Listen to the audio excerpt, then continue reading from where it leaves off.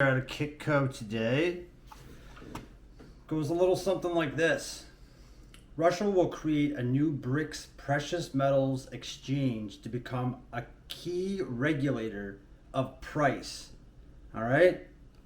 So, do you know anything about BRICS? Brazil, Russia, India, China, South Africa. Well, they just had a little summit there a few days ago, 22nd and 24th of this month. They would like to perhaps start a precious metals exchange, for price discovery and such.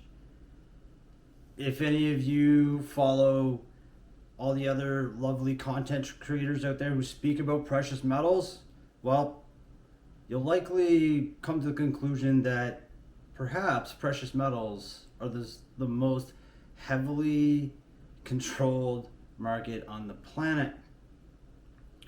So let us think that if there is currently 408 paper contracts for every physical ounce that there is, that becomes an issue. If, let's say, this new exchange that I'm going to speak here about really get some price discovery, a lot of these banks have massive short positions on silver. And so since that's the case, if there was short covering to occur, who knows what price could do. I can't promise you a price, but I'll tell you what. I just picked up again this weekend. I had a buddy of mine sell me some OZs of silver. He needed some pesos, so I exchanged some pesos for silver. So let's get into this this article here. Russia has proposed that BRICS member countries create their own precious metals exchange in a move that could upend the long-established international pricing mechanism for gold, silver, platinum, and other precious metals.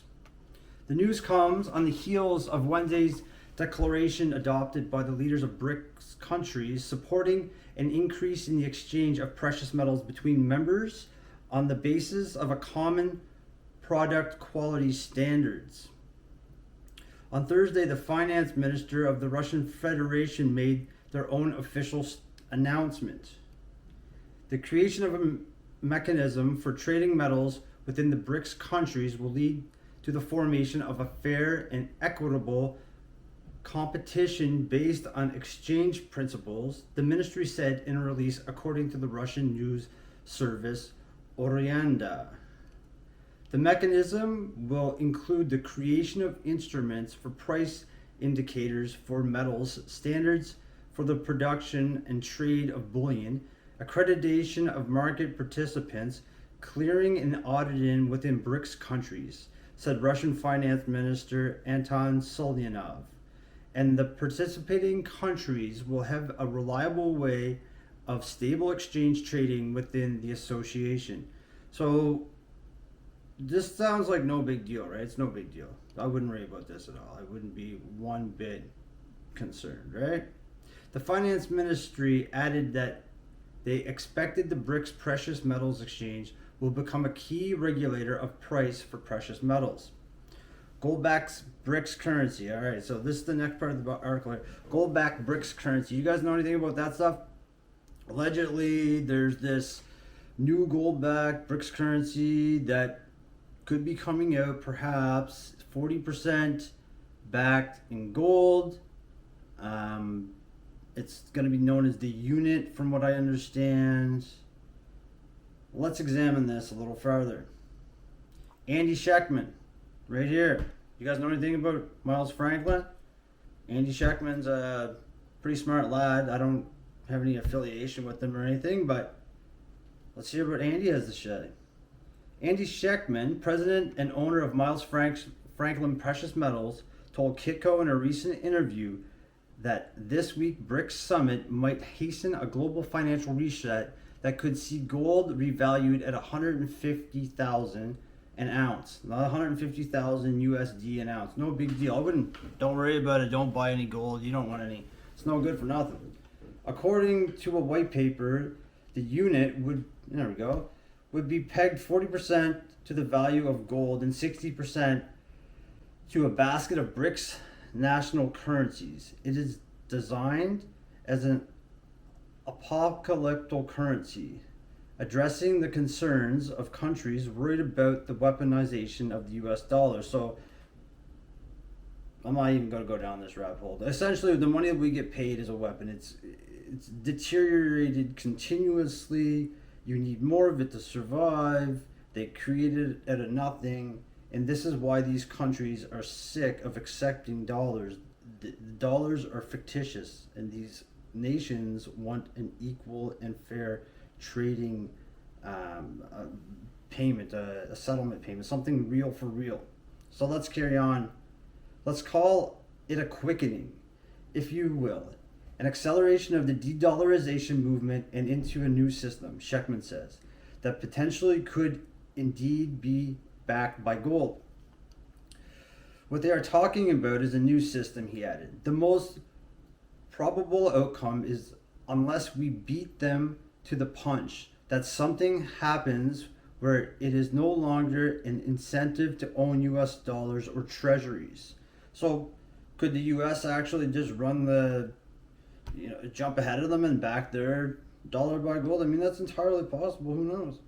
BRICS members, along with other central banks around the world, have been accumulating gold at near record levels the past several years. In addition, central banks worldwide have also been repatriating gold to store it within their own borders. Oh yeah, also in 2019, Basel III come out, gold was reclassified tier 1 asset. Oh, let's don't tell the public though, let's just front run the trade and mass accumulate, get ahead of it, and then revalue the stuff and crush the currency. No big deal.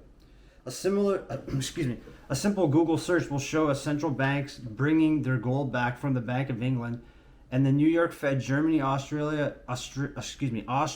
Slovakia, Argentina, and the Netherlands, Saudi Arabia just a few weeks ago. Hungary, Belgium, Egypt, Senegal, Romania, Nigeria, Poland, Ghana, India, Turkey, France, Serbia, Venezuela, Algeria, Cameroon, South Africa, Czechoslovakia. The list goes on, Sheckman says. Holy moly, that's a few countries. The conventional wisdom will tell you that because of the weaponization of the treasury market, that's probably part of it. But if you look deeply at the proposed settlement currency, the unit, it talks about the countries can mint this new settlement token using the gold held within their borders. Gold's the money of kings, people, all right? Sheckman outlined 4 scenarios of how this potential global financial reset could play out. And one scenario involves revaluing the level at which gold is priced. Suppose the US holdings are above 8,000 metric tons, which hasn't been audited in forever. I think it's since like the 60s, 63 or 66. By the revaluing gold at the level that makes our balance sheet balanced with liabilities with our new higher asset level. In that case, it's a different game, Sheckman says. You put gold at 150,000 an ounce. As crazy as that sounds, your balance sheet is now pristine, all right? Weights and measures, all right? So if the credit is on this side, there needs to be a debit. The gold is the debit, all right? If you are trying to reset the system, you destabilize what made this country great and what incentivized people for years to want to invest in this country, he added. The banks that are over-leveraged and undercapitalized, the insurance companies, the real estate market, the bond market, and the stock market are all implode simultaneously. You issue your new CBDC pegged to gold, and there you go. Gold will go to a level no one thinks possible, and it will be pegged to a new system, never come down. So I don't want nothing to do with CBDC. No, thank you. Trust me, none of you want anything to do with that stuff either. What do you think? You think gold can hit 150K an ounce? I mean, how about this? Let's think about this through. They revalued it in the 30s from $20.67 an ounce to $35 an ounce. So what's to say that they won't do this again?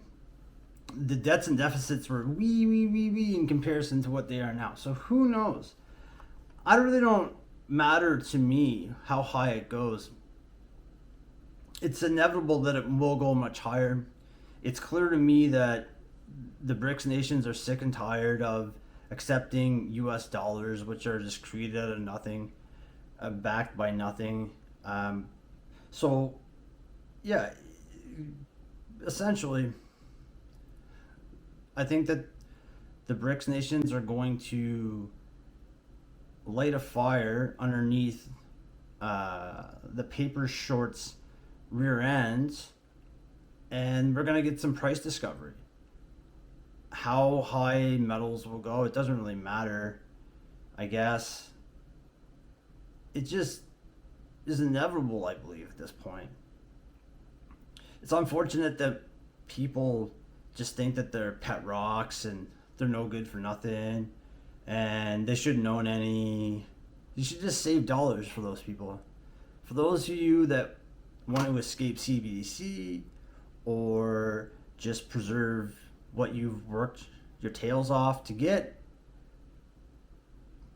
think about pet rocks. They're just barbaric relics. All these nations are just stocking up on them. The banks are only stocking up on them.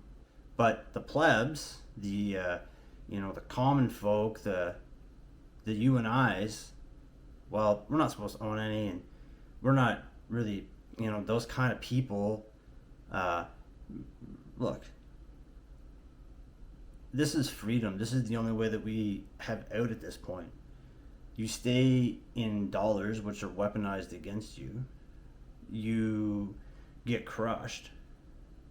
Or you go where the puck is going, like Gretzky says. And it's clear to me that it seems like maybe the BRICS nations are going to try to, I don't want to say corner the market and force the hand of the short positions, or what. But either way, things in the metals market are going to get spicy. Spicy. So, I added this weekend. I ain't scared of $45, $50 silver. I'll still be adding then. Let's see what happens. We hold the pieces. Just sit back and watch the magic.